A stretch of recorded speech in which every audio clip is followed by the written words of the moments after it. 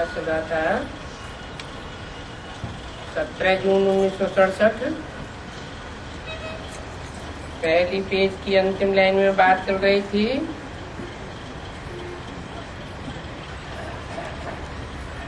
पढ़ाई से भी उतना नहीं जितना योग से होगा। वो ही बहुत कम है।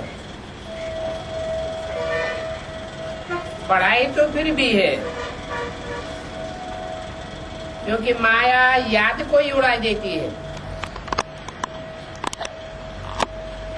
और महारथियों को तो और ही अच्छी रीति पकड़ती है। अच्छे अच्छे फर्स्ट क्लास बच्चों पर ग्रहाचारी बैठ जाती है। 17 जून 1967 की वाणी का दूसरा पेज। योग नहीं होता है। जिनका याद का बैलेंस नहीं होता है तो वो नाम रूप में फंस पड़ते हैं।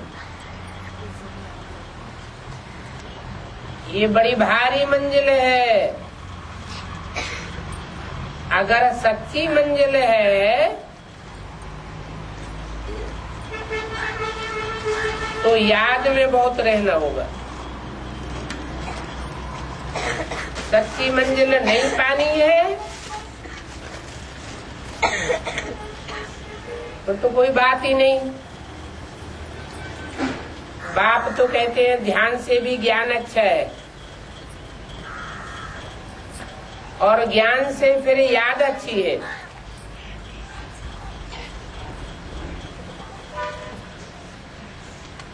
अभी कहते हैं ध्यान दीदार कोई काम का नहीं। ध्यान दीदार तो भक्ति मार्ग की बात है।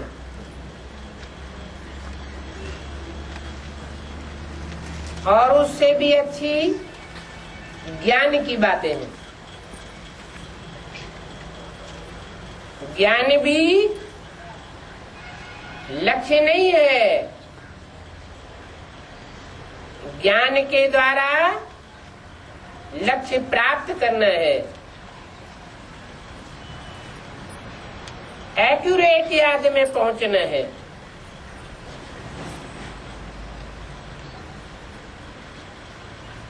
ध्यान में जाती जाने पर भूतों की प्रवेशता हो जाती है। ऐसे बहुत हैं जो फालतू ही ध्यान में जाते हैं और ध्यान में जाकर क्या क्या बोलते रहते हैं। उन ध्यान में जाने वालों के ऊपर विश्वास नहीं करना होता है।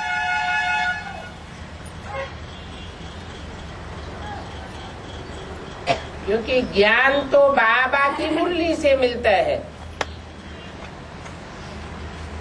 और बाप तो चैलेंज देते रहते हैं कि ध्यान कोई काम का नहीं। बहुत माया की प्रवेशता हो जाती है। ध्यान वालों को कितना अहंकार आ जाता है। और ज्ञान तो सबको मिलता रहता है। ज्ञान देने वाला शिव बाबा है। मम्मा को भी तो यहाँ से ही ज्ञान मिलता था।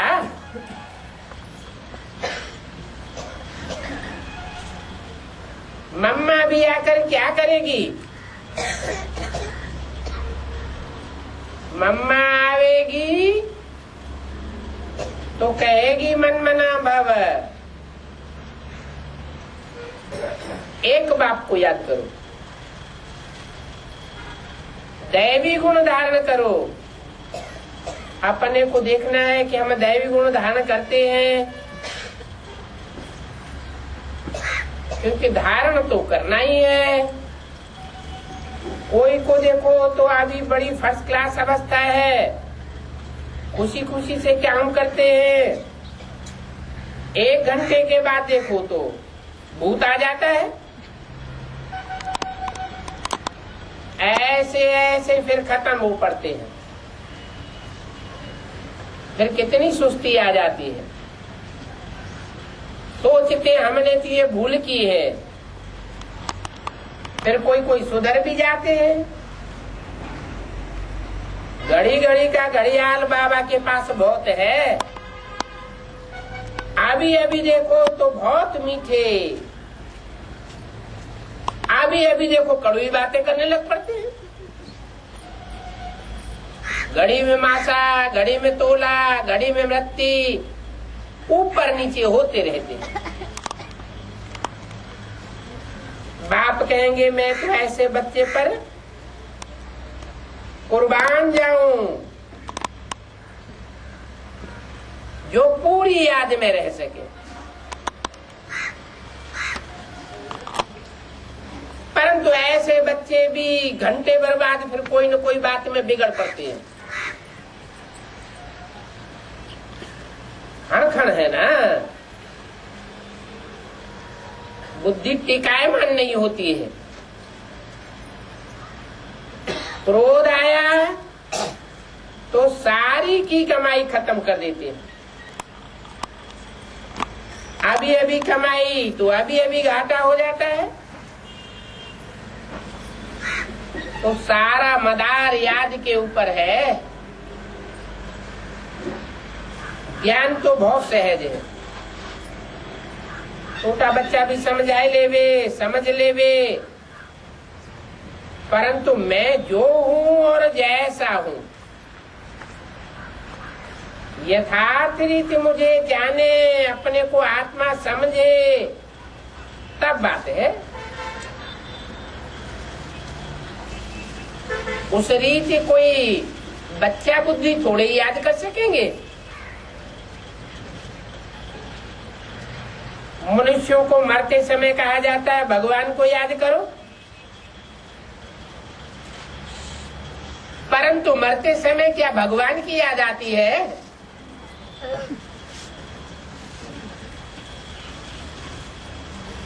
और ही जन्म जन्मांतर का कचरा इकट्ठा हो जाता है। अर्थात लंबे समय तक जो अवस्था रही है अंत समय में भी वही अवस्था बन जाती है। एक्यूरेट याद कर ही नहीं सकते।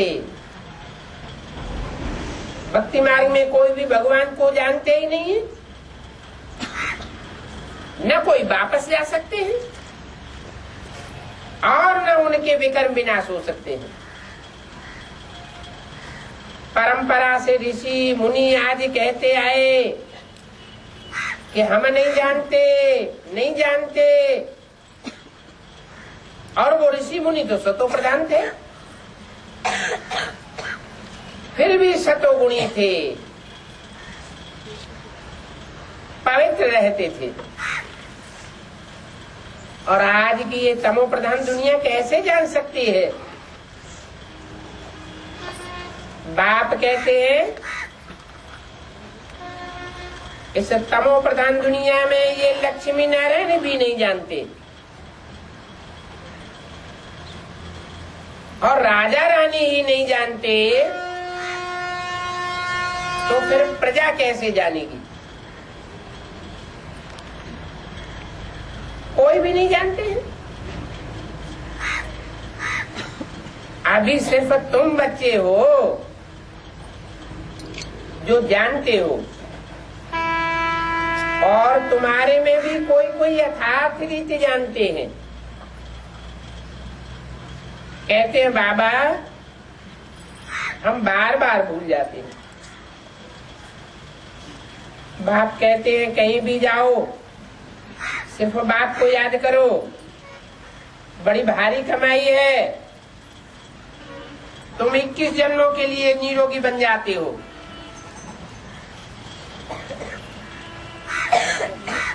21 जन्मों के लिए निरोगी बनना कोई कम बात नहीं है।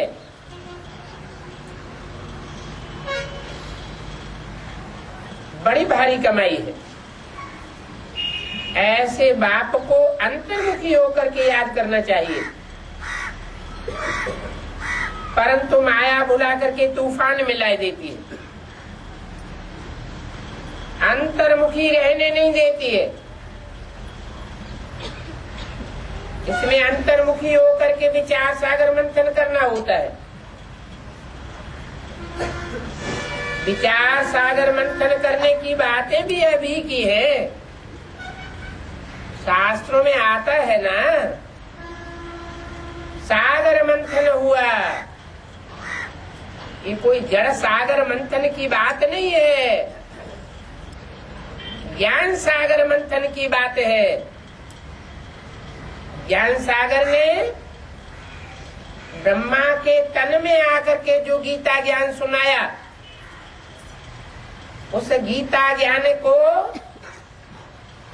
मनुष्य मात्र ने नंबरवार मंथन किया। उस मंथन से नए नए रतन निकलते हैं। तो ये बात अभी की है, ये है पुरुषोत्तम संगम युग, जहाँ पुरुषोत्तम बनने का युग है। कौन कौन पुरुषों में उत्तम है वो मंथन से प्रत्यक्ष होता है। अब जो जितना मंथन करे, ये भी वंडर तुम बच्चों ने देखा है कि एक ही घर में तुम समझते हो कि हम तो संगम युगी हैं, हाफ पार्टनर अथवा बच्चा कलयुगी है, तो कितना फर्क हो जाता है। ये बहुत महीन बातें हैं, सबकी समझ में तो आ नहीं सकती।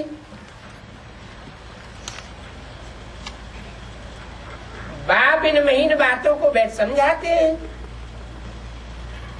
घर में रहते हुए भी बुद्धि में यही रहे कि हम संगम युगवासी हैं, बाकी और सारे चाचा मामा काका आदि सारे कलयुगी है। बाप को नहीं पहचाना है तो कलयुगी, बाप को पहचाना है तो संगम युगी। जो कलयुगी है वो कांटे हैं, जो संगम युगी है वो फूल बन रहे हैं। और हम तो फूल बनने के लिए ही पुरुषार्थ करते हैं। फूल माना हल्का,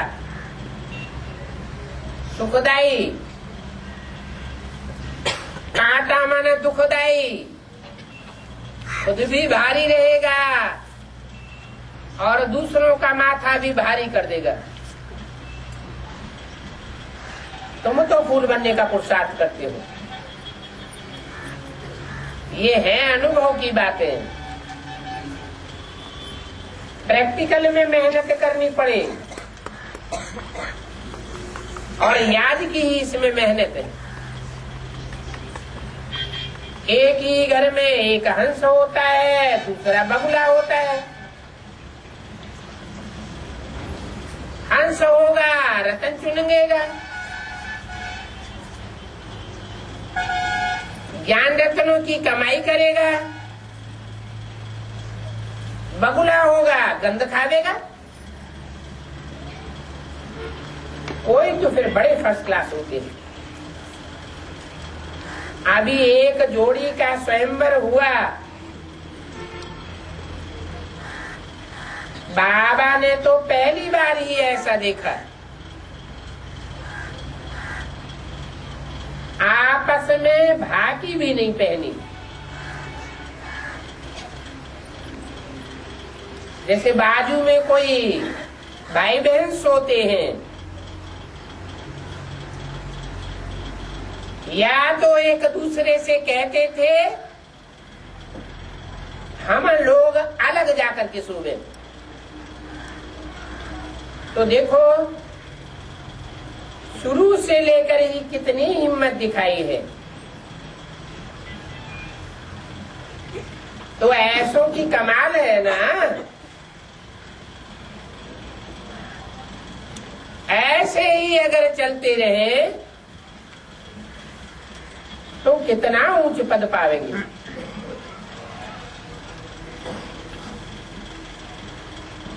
अगर चलते रहे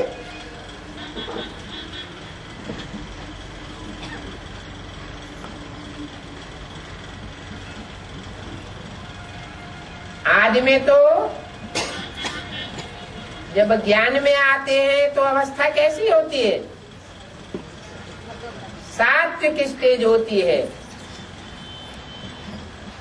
बाबा ने कहा और हिम्मत करने लग पड़ी।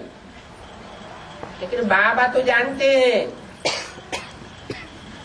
कि आगे चल करके माया पछाड़ती है। तो ऐसे भी बच्चे हैं, कितनी हिम्मत करते हैं। और कोई तो देखो विकार के लिए कितना मारते हैं, झगड़ा करते हैं, हाय तौबा मचाते हैं।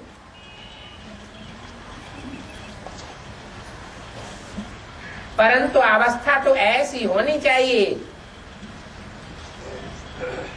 जैसे इनकी है। भाई बहन है ना, अगर भाई बहन है, अपन को भाई बहन समझते हैं, तो आपस में साथ साथ सोने की भी क्या दरकार है? सोना भी क्यों चाहिए? बाप तो हर प्रकार से राय देती रहती। जब आपस में संबंध जुटा हुआ है भाई बहन का, एक ब्रह्मा बाप की औलाद है, तो तरीके से रहना चाहिए। साथ में सोने का संकल्प ही क्यों आवे? तुम जानते हो कि श्री श्री की मत से हम नारायण बनते हैं। श्रेष्ठ ते श्रेष्ठ बाप हमको राय देते हैं। तुम अपने अंदर ये संकल्प धारण करो कि हम एक बाप की औलाद है। श्री माना ही श्रेष्ठ, श्रेष्ठ राय ही देंगे। सतयुग में होते हैं नंबर 1 श्रेष्ठ, और तेता में 2 डिग्री कम हो जाती है। और ये ज्ञान तो अभी बच्चों को मिलता है। तुम्हारे में कोई है जो बहुत समझते हैं, कोई नहीं समझते हैं। और कोई कोई तो ऐसे हैं जो यहाँ बाप की सभा में बैठे बैठे झपकी मारते रहते हैं।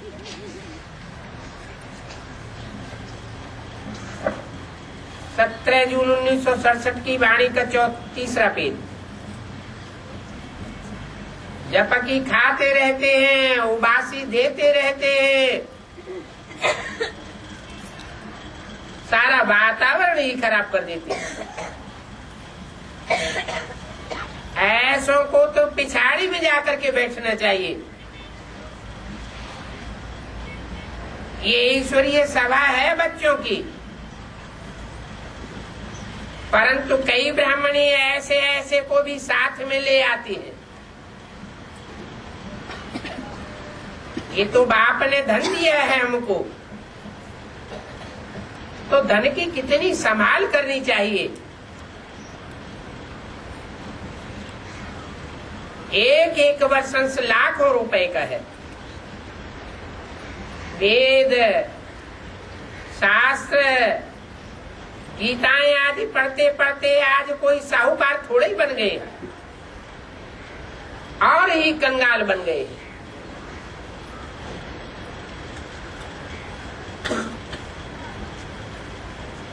है ही ये भक्ति का राज्य। इस भक्ति के राज्य में देखो भवका कितना है। फिर भी शास्त्र पढ़ने वाले दुर्गति को पाते रहते हैं। अपने पेट के लिए ही तो कमाई करते हैं, दुनिया का तो कोई कल्याण नहीं करते। सन्यासी लोग देखो कितनी बड़ी बड़ी फ्लैट्स बनाते हैं। नहीं तो सन्यासियों को भक्ति आदि करने का हुक्म नहीं है।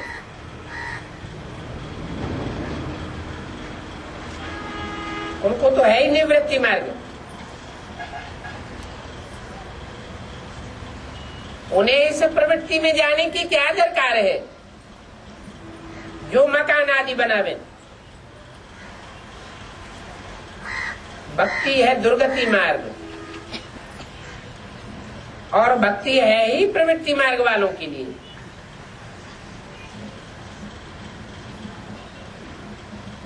जो प्रवृत्ति में है वो बल भक्ति करे। कहते हैं ज्ञान भक्ति वैराग। जिनको ज्ञान मिलता है उनको भक्ति से वैराग आ जाता है। भक्ति का फल भगवान देते हैं और तुम बच्चों को ही देते हैं। तुमने बहुत भक्ति की है और सात्विक भक्ति की है, इसलिए तुम सात्विक भक्ति का फल सतयुग के आदि में पाते हो। तुम हो पवित्र प्रवृत्ति मार्ग वाले।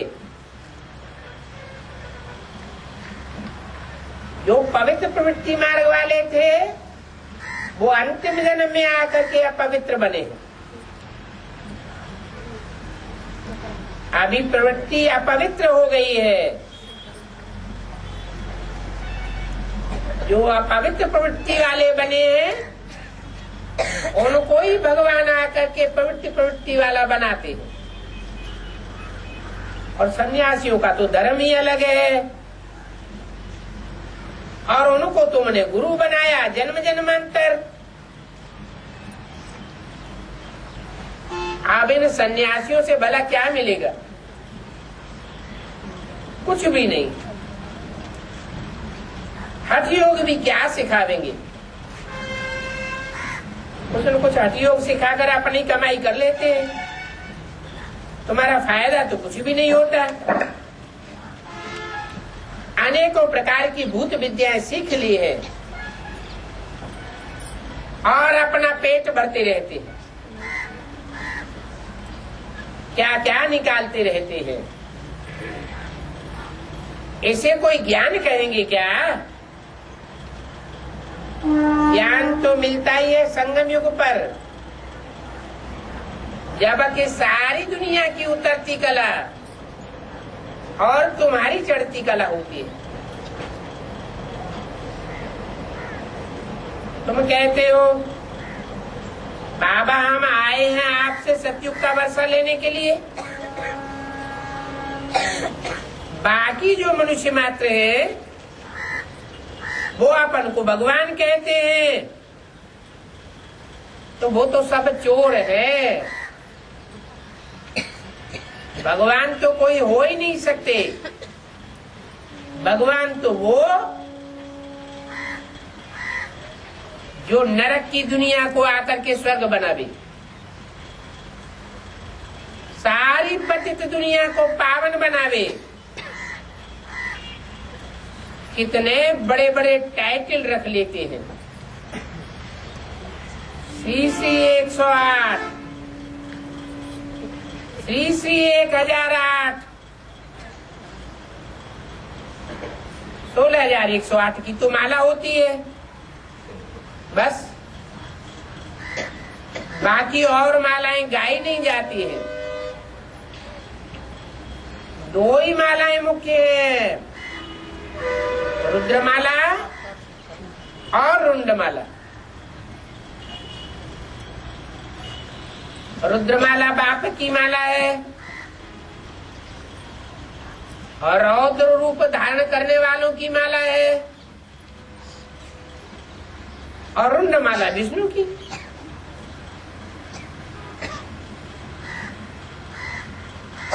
मुंडमाला सो रुद्रमाला। रुद्रमाला में मुंड दिखाए जाते हैं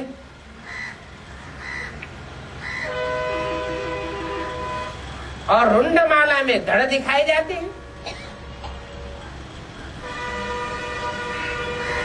वो है प्रैक्टिकल एक्ट करने वालों की माला। प्रैक्टिकल कार्य करके दिखाने वालों की माला, और वो है मुंडमाला अर्थात प्लानिंग करने वालों की माला। अभी तुम नंबरवार विष्णु की माला में पिरोए जाएंगे। पहले रुद्रमाला के बनते हो, फिर विष्णु की माला में पिरोए जाते हो। मीठे मीठे बच्चों को बाप बार बार समझाते हैं कि बच्चे ये सारी छीछी दुनिया है, इस छूछी दुनिया में अपने मुंड को बर्बाद न करो।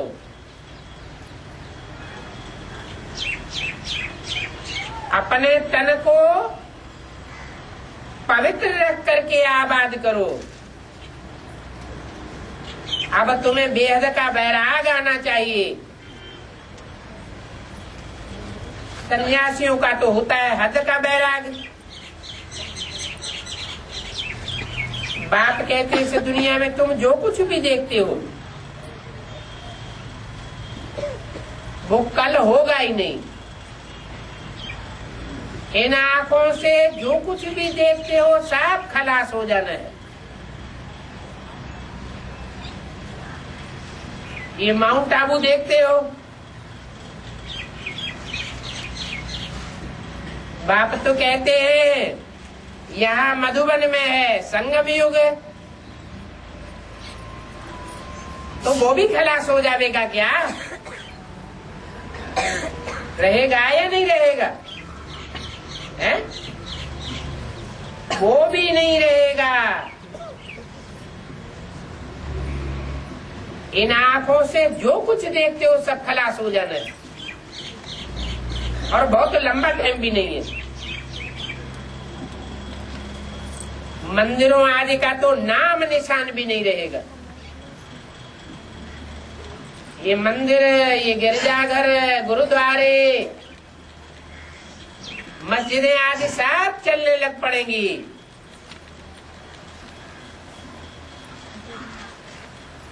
वहां सतयुग में तुम देवताओं को ये पुरानी चीजें देखने की दरकार ही नहीं रहेगी। यहाँ तो पुरानी चीजों का कितना मेला लगता है। वास्तव में कोई चीज का मेला नहीं होना चाहिए सिवाय एक बाप के। वो मेले सब है मेले बनाने वाले। बाप कहते हैं अगर मैं नहीं आऊं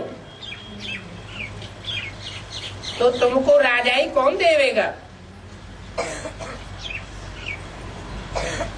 जिनको इस बात का पता पड़ता है वही बाप से आकर के लेते हैं। जिनको पता ही नहीं है वो लेंगे भी कैसे? इसलिए कोर्टों में कोई कहा जाता है। कोई भी बात में बच्चों को संशय नहीं आना चाहिए। ये भोग आदि की भी रस्म रिवाज है, संशय में आने की बात नहीं। तो रस्म रिवाज करनी चाहिए क्या?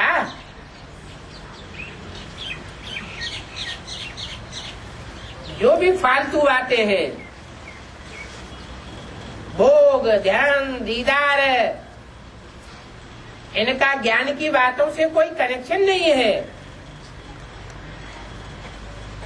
ये रस्म रिवाज बुद्धि से निकल जानी चाहिए।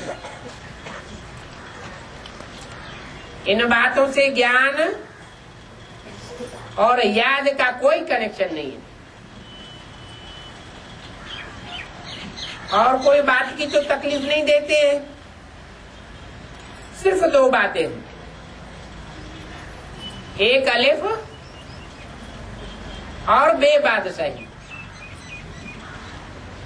अलफ को याद करेंगे तो बे बादशाही तुम्हारी है, बस। वास्तव में अलफ भगवान को कहा जाता है। क्या?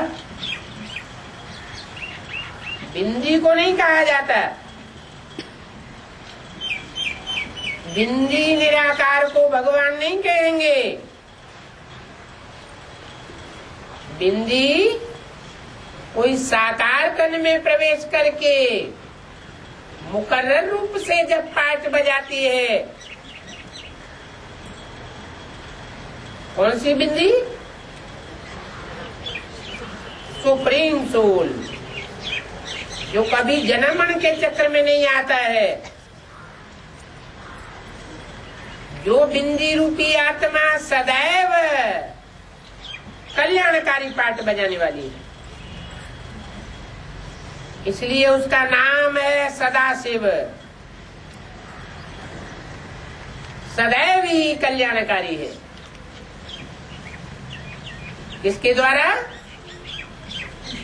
मुकर्रर रथ के द्वारा।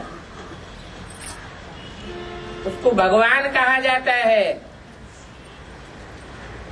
जो बिंदी को भगवान मानते हैं वो क्या बन जाते हैं?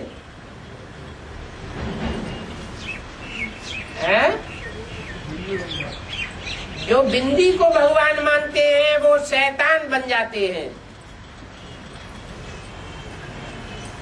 कहाँ भगवान और कहाँ अपन को भगवान कहलाने वाले? जो भगवान होगा वो तो कब अपने को भगवान कहेगा भी नहीं। भगवान तो गुप्त साधारण रूप में आता है, प्रत्यक्ष होकर नहीं आता। वो था चना बाजे घन।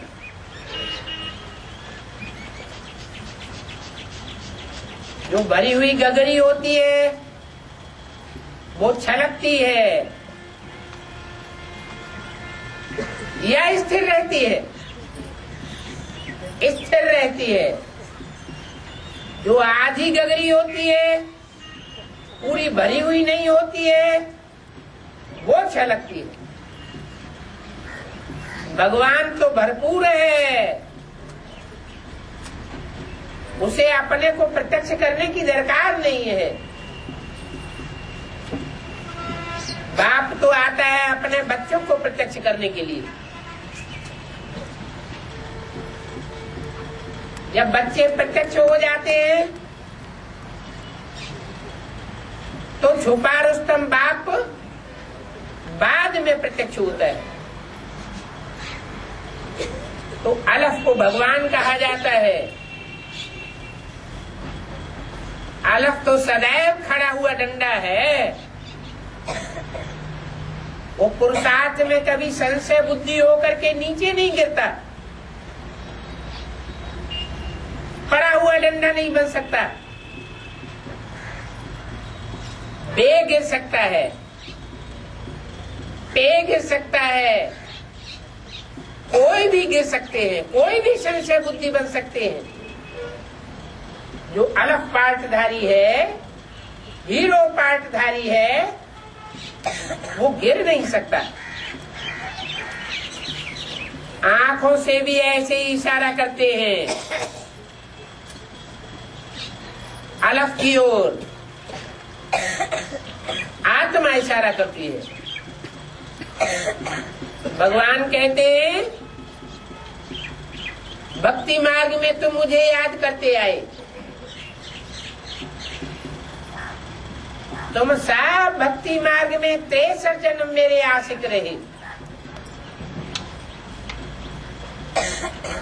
ये भी जानते हो कि बाबा कल्प कल्प आकर सभी मनुष्य मात्र को दुख से छुड़ा करके सुखधाम और शांति धाम ले जाते हैं। पहले शांति में ले जाते हैं, सुखधाम भेज देते हैं। तो बाबा ने कहा था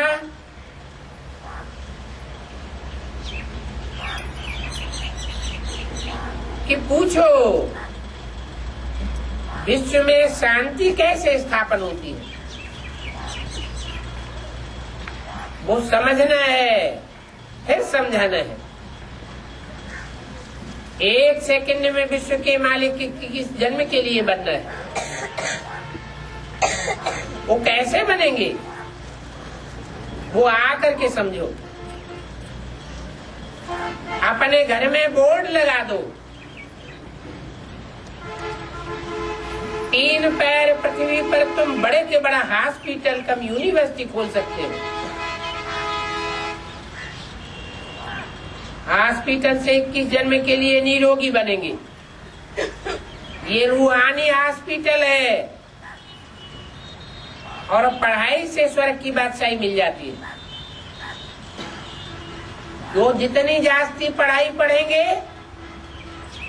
राजयोगी बनेंगे,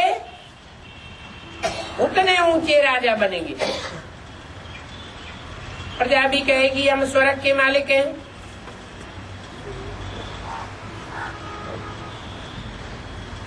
आज मनुष्यों को कितनी लज्जा आती है।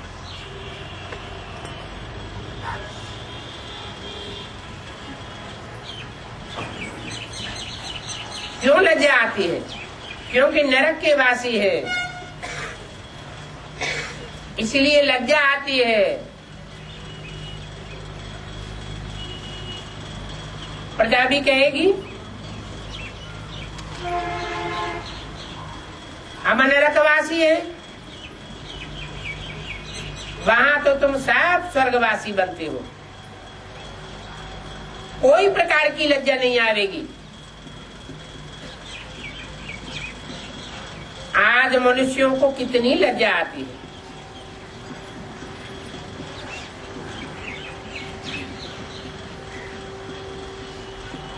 कोई शरीर छोड़ता है तो कहते हैं स्वर्गवासी हुआ। स्वर्गवासी हुआ इससे क्या साबित होता है? जो कहते हैं कि स्वर्गवासी हुआ तो उनके कहने से क्या सही साबुती होती है कि वो खुद नरकवासी है। तो देखो लज्जा आती है ना कि हम तो नरकवासी हैं, तो उनको कहते हैं स्वर्गवासी हुआ। जब मरेगा तो कहेंगे स्वर्ग में जाएगा। ये बड़ी सहज बातें हैं समझने की। अच्छा काम करने वाले खास कहते हैं ये तो बड़ा महादानी था, वो स्वर्गवासी हो गया। परंतु स्वर्ग में वास्तव में जाता कोई भी नहीं है। स्वस्थिति का ज्ञान ही नहीं है तो स्वर्ग में जाएंगे कैसे? स्वर्ग में जाने वाले को स्वस्थिति में टिकना पड़ेगा। 63 जन्म देहभान की स्थिति में टिकते रहे।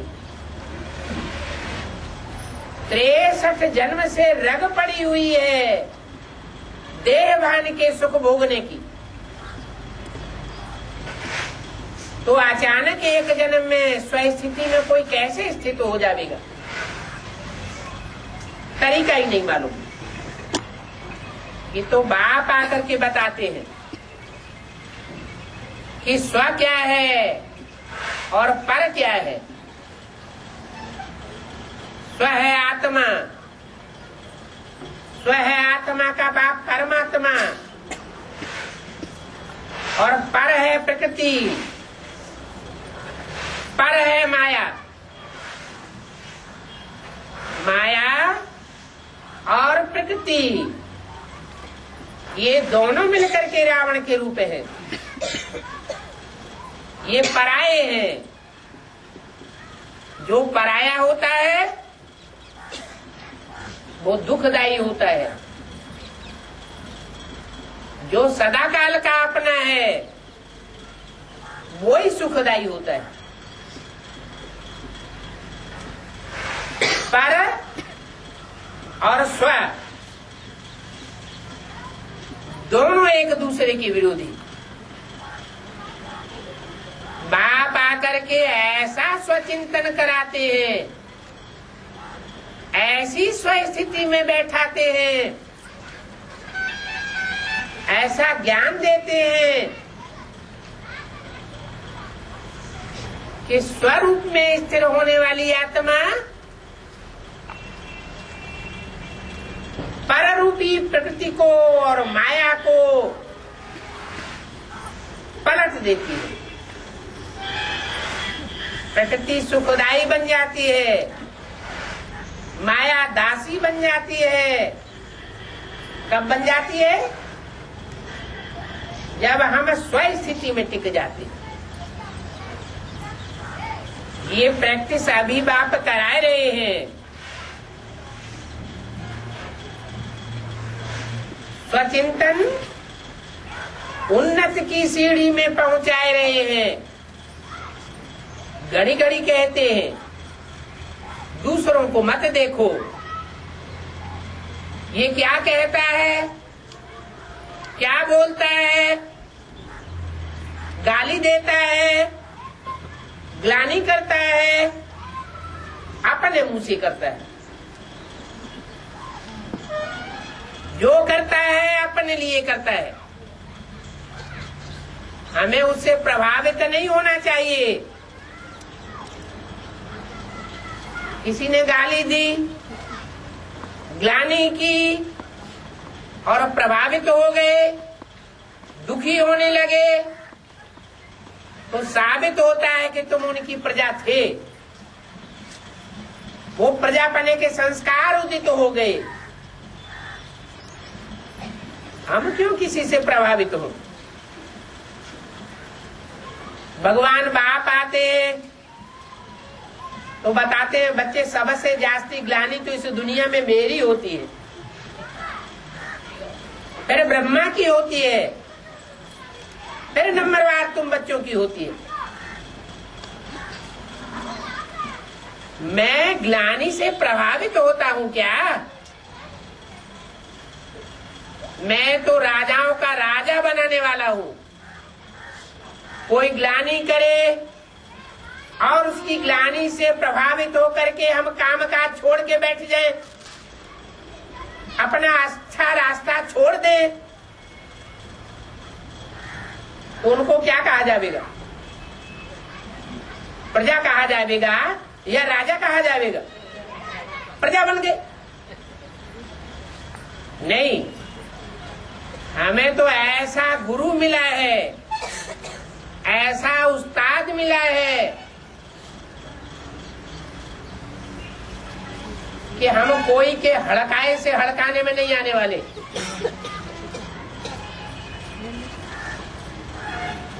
कोई के निस्तेज करने से हम निस्तेज होने वाले नहीं हैं। हमें तो तेजवान बाप मिला है। हम ज्ञान सूर्य के बच्चे हैं।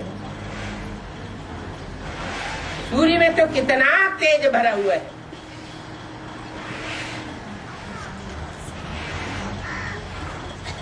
जो अपने माँ बाप का बच्चा होता है वो दूसरों का संग लेता है क्या? किसका संग लेता है? माँ बाप का संग लेता है, माँ बाप की गोद में पलता है, माँ बाप की बातों पर ध्यान देता है। ये जो पर है, पराये हैं, रावण संप्रदाय है, वो नीचा गिराने की कोशिश करते हैं। और बाप हमारा अपना है, स्व है, पराया नहीं है। वो हमको सदैव ऊंचा उठाता है। इसलिए बाप को कहते हैं दया का सागर, प्यार का सागर। प्यार का सागर बाप आकर के कितना प्यार देते हैं। रावण मार देता है, रुलाता है, बाप प्यार देते हैं, तो क्या अंजाम करना चाहिए? हम किसका बन करके रहेंगे? हम किसकी प्रजा बन करके रहेंगे? है? बाप की प्रजा बन करके रहेंगे। प्रजा अर्थात बच्चे, माना तटस्थ रूप से, जा माने जन्म लेने वाले। बाप ने हमको श्रेष्ठ से श्रेष्ठ जन्म दिया है। क्या जन्म दिया है? हमको अवगत कराया है कि हम ये आत्मा है, हमको देवता बनने वाले हैं। अभी अगर बुद्धि में नहीं बैठा है कि हम किस कैटेगरी के देवता हैं, तो आगे चल के पता चल जाएगा। छोटे बच्चे होते हैं, उनको अपने कुल का, अपनी जाति का उतना गहराई से पता नहीं होता है। जब बड़े हो जाते हैं तो उनको पता पड़ जाता है। तो हम भी बाप के बच्चे हैं। बाप के बच्चे नंबरवार होते हैं, माला भी नंबरवार होती है। अंदर से ये बुद्धि में आना चाहिए कि हम पहली डायनेस्टी की प्रजा है, पहली डायनेस्टी के बाप के बच्चे हैं। बाद वाली जो डायनेस्टी होगी वो कमजोर आत्माएं होंगी, कन्वर्ट होने वाली आत्माएं होंगी, कन्वर्ट होकर के भारतवासियों को धोखा देने वाली आत्माएं होंगी। हम उस ग्रुप में नहीं हैं, हम तो ऊंचे ऊंच ग्रुप के हैं। जो पहले नंबर की दुनिया की प्रजा होती है, उस प्रजा की भी कोई शिफ्ट होती है, कोई खासियत होती है, विशेषता होती है, जो और प्रजा वर्ग में नहीं हो सकती। वो सब है 15.25 कला, 15.5 कला, कम कलाओं वाली प्रजा, और हम हैं 16 कला संपूर्ण बनने वाले बाप के बच्चे। 16 कला से भी कोई ऊंच जाने वाले हैं, उन्हें कहते हैं कलातीत बाप के बच्चे, कलाओं से भी परे की स्टेज में जाने वाले। लक्ष्मी नारायण के चित्र में लक्ष्मी नारायण है कलातीत, और उनके नीचे खड़े हुए राधा कृष्ण बच्चे हैं 16 कला संपूर्ण। सूर्य को कहा जाता है कलातीत, और चंद्रमा को कलाओं में बांधा जाता है। तो कहाँ ज्ञान चंद्रमा के बच्चे और कहाँ ज्ञान सूर्य के बच्चे? ये सूर्यवंशी, ये चंद्रवंशी, दोनों मिलकर के क्या बनते हैं? देवता बनते हैं। उसके बाद जो भी वंश आते हैं वो सब आसुरी वंश है।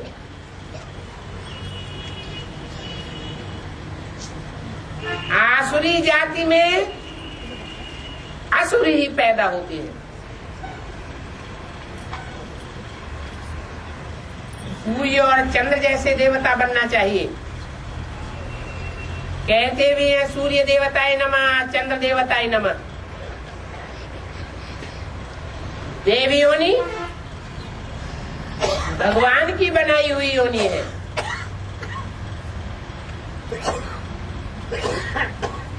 आसुरी योनि मनुष्यों ने बनाई है, मनुष्यों की बनाई हुई है। हम भगवान के डायरेक्ट बच्चे हैं। भगवान हमको डायरेक्ट पढ़ाई पढ़ाता है, और धर्मवंशियों को डायरेक्ट पढ़ाई नहीं पढ़ाता। वो डायरेक्ट बाप के बच्चे भी नहीं बनते, डायरेक्ट गुरु के शिष्य भी नहीं बनते, उनकी सदगति भी नहीं होती। उस कैटेगरी में, जिस कैटेगरी की सदगति के हम भागीदार हैं,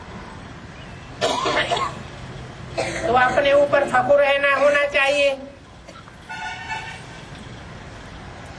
कि दुनिया हमारे को नहीं जानती कि हम किस कैटेगरी के हैं। हम हैं ऊंचे ते ऊंचे बाप के ऊंचे ते ऊंचे बच्चे। कोई हमको कितना भी डाउन करने की कोशिश करे, कभी डाउन नहीं होना चाहिए। भला बाप ही हमारी परीक्षा लेवे, ऐसे तो बाप परीक्षा लेते नहीं है, माया परीक्षा लेती है। मधुबन में भी माया आती है, ऐसे नहीं बाहर की दुनिया में माया होती है, अंदर नहीं होती है। मधुबन के ब्राह्मण संप्रदाय में ही माया घुसी रहती है, कोई न कोई रूप धारण करके आ सकती है। तो ये भी नहीं सोचना है, ये तो सब ब्राह्मण परिवार है, ब्राह्मण परिवार की भांति है। हम तो बाहर की दुनिया में जाते ही नहीं जो माया हमको पकड़े, नहीं। माया अंदर बाहर सारी दुनिया में माया व्याप्त है। लोगों ने तो झूठी बात कह दी है, परमात्मा सर्वव्यापी है। अरे परमात्मा बाप अगर सर्वव्यापी होता तो सारी दुनिया में गुणों गुणों की ही लहर होनी चाहिए। अब गुण कहां से आ जाएंगे? बाप तो गुणों का सागर है, जो गुणों का सागर है वो गुण ही भरेगा, अब गुण थोड़ा ही भरेगा। तो सारा ज्ञान उल्टा कर दिया, बाप आकर के सुलटा बनाते हैं। पहली मुख्य बात बताते हैं कि तुम आत्मा हो। आत्मा परमात्मा बाप से दूर नहीं रह सकती। अगर आत्म की स्थिति में स्थित है, ज्योति बिंदु आत्मा की भ्रुकुटी में याद है, तो जहां आत्मा है वहां परमात्मा बाप विराजमान जरूर है। लेकिन इसका मतलब ये नहीं है कि आत्मा सो परमात्मा है, नहीं। आत्मा का साथी बाप है। जहां जहां आत्मा की स्थिति है वहां वहां परमात्मा बाप जरूर मौजूद है। आत्मा से परमात्मा अलग नहीं है। ये इस समय का गायन है जो भक्ति मार्ग में कहते हैं आत्मा सो परमात्मा। आत्मा की स्थिति में स्थित हुए, निसंकल्पी स्टेज में स्थित हुए, माना परमात्मा बाप साथ में है ही। ऐसी स्थिति में स्थित होने वाली आत्मा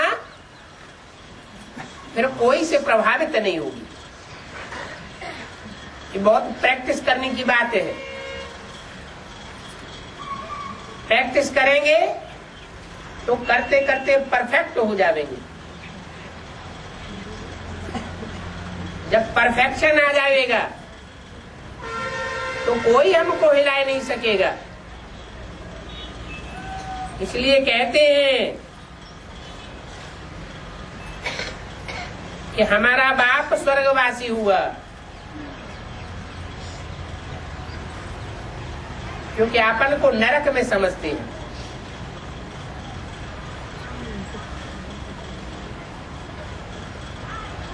कोई भी अच्छा आदमी मरता है तो समझते हैं स्वर्गवासी हुआ। अच्छा काम करेगा तो खास कहेंगे स्वर्गवासी हुआ। परंतु स्वर्गवासी कोई भी नहीं होता है। स्वर्ग कहाँ होता है? स्वर्ग श्रेष्ठ युग में होगा ये कलह क्लेश के कलयुग में होगा, द्वैतवादी द्वापर युग में होगा। जहाँ स्वर्ग होता है वहाँ द्वैत नहीं हो सकता, और जहाँ द्वैतवाद होता है, दो दो मतें होती हैं, वहाँ स्वर्ग हो ही नहीं सकता। अभी देखो ये नाटक पूरा हो रहा है, क्या दुनिया की हर चीज चार अवस्थाओं से गुजरती है। ये मनुष्य सृष्टि का नाटक भी चार अवस्थाओं से गुजरता है। सत्युग पूरा हुआ, त्रेता पूरा हुआ, द्वापर पूरा हुआ, अब कलयुग की भी अंतिम बारी है। तो सब स्टेज पर आ जाते हैं।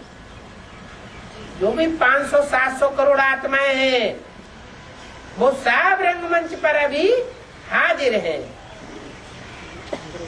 और ये लड़ाई भी तब लगेगी जब कि सभी एक्टर्स घर से वापस आ जाएंगे।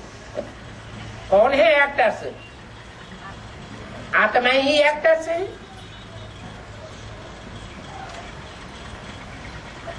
अंतिम सीन होगा, सब कान खड़े होकर के खड़े हो जाएंगे, सबको पता लग जाएगा कि अब हम सब की ये अंतिम घड़ी है, सबको वापस जाना है, अपने घर वापस लौटेंगे। जैसे मच्छरों का, मक्खियों का मनारा उड़ता है, शिव की बारात कहते हैं ना, जो बाबा के संग सब आत्माएं जावेंगी। इसके संग जावेंगी हैं? शिव बाप बिंदी के संग जावेंगी या शिव बाबा के साथ जावेंगी? शिव बाबा के साथ कैसे जावेंगी? बाबा किसको कहा जाता है? साकार और निराकार के मेल को बाबा कहा जाता है।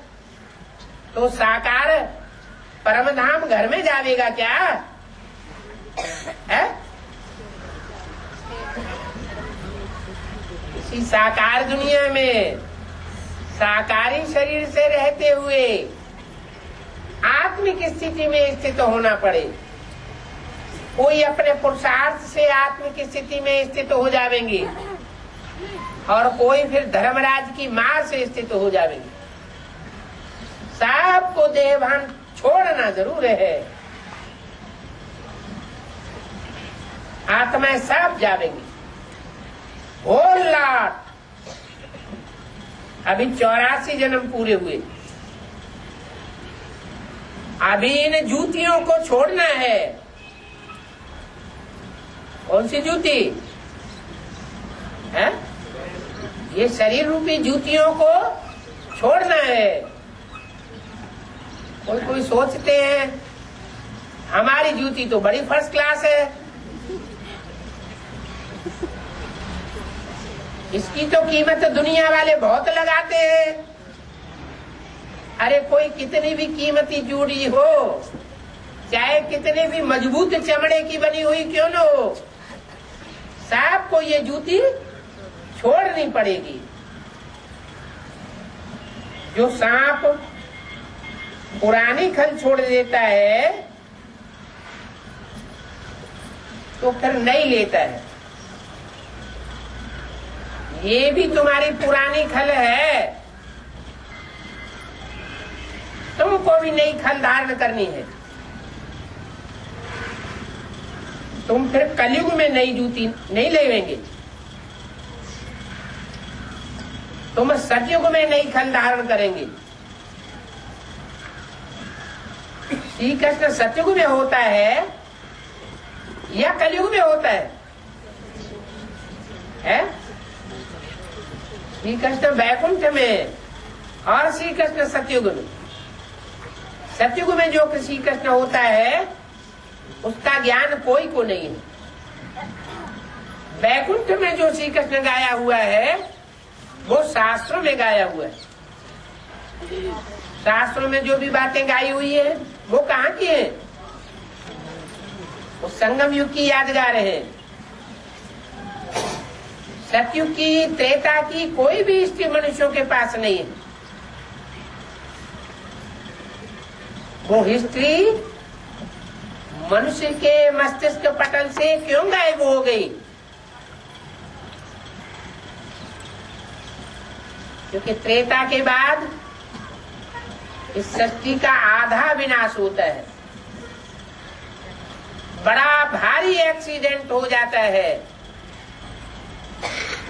जैसे मृत्यु एक ऐसा एक्सीडेंट है कि पूर्व जन्म की सारी बातें भुला देता है। ये तो एक एक जन्म का अपना अपना एक्सीडेंट है, वो तो होलसेल मृत्यु होता है। तो आधा विनाश होने से पहले की सारी बातें भूल जाती है, कोई को कुछ भी याद नहीं रहता। और अभी तो आधा विनाश नहीं, पौना विनाश नहीं, ऐसा विनाश होना है, संपूर्ण विनाश होगा। जो आत्मा जहां से वापस आई है वही वापस जाएगी। जो कण जहां से आया है वही चक्कर लगा करके वापस जाएगा। आत्माओं का भी अपना सर्किल है जो पूरा होना है, और कण कण का अपना सर्किल है जो पूरा होने वाला है। तो बुद्धि में ये बात रहनी चाहिए कि हम ये पुरानी कल छोड़ अब नहीं लेते हैं। जैसे श्री कृष्ण में कितनी कशिश है, ऐसे हमारी आत्मा और हमारे शरीर में भी कशिश आ जाएगी। फर्स्ट क्लास खल है कृष्ण की, ऐसी ही खल हम भी धारण करेंगे। अगर कहते हो तो फिर पुरुषार्थ भी पूरा करना है। ओम शांति।